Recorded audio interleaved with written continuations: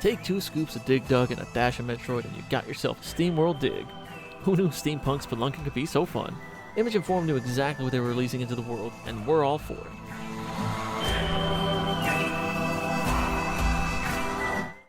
Rusty inherits an ancient mine in Tumbleton after his Uncle Joe's mysterious death. Rusty takes over his uncle's research and continues digging through the mine, finding what remains of the human civilization and more the deeper he goes into the mine.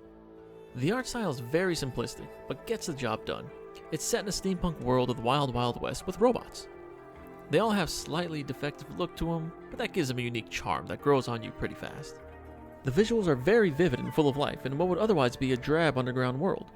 Story character sprites are all unique, while most of the enemies are palette swaps outside of a small few. The backgrounds in some areas look amazing depending on how much lighting you have shine on them.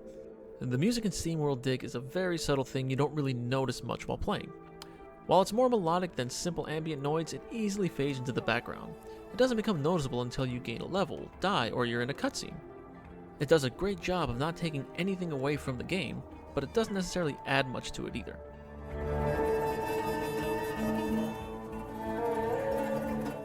Steamworld Dig starts off a bit slow, but picks up after the first hour. Your goal is to find out why your uncle died and continue digging through the mine. You start off with no gear or abilities, working diligently to mine ore, kill enemies, or do a ton of other things, like digging. As you collect resources, you can slowly upgrade your equipment, allowing you to dig faster, making things progress much smoother. The deeper you get into the mine, the harder it becomes to dig, so you constantly have to upgrade your gear. Power-ups are important as you can't progress past certain areas without them.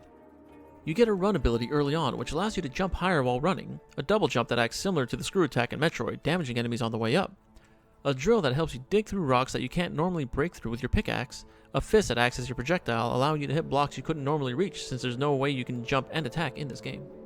Your lantern allows you to see in the dark mine, but also runs on a timer, so you can only be down there for a few minutes at a time if you don't get any power-ups along the way.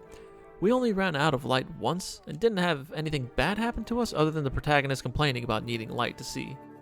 Steamworld Dig sells for $10, but you can pick it up on sale for around $3. Not a bad price for a 4 to 6 hour long game that has a good amount of replayability. It's really one of the better pick up and play games whenever you're feeling like you don't want to play a game for too long. There are plenty of little secrets to find throughout the mine and power-ups to upgrade. You'll be putting in at least 10 hours into the game in order to find all the secrets to unlock all the upgrades and achievements.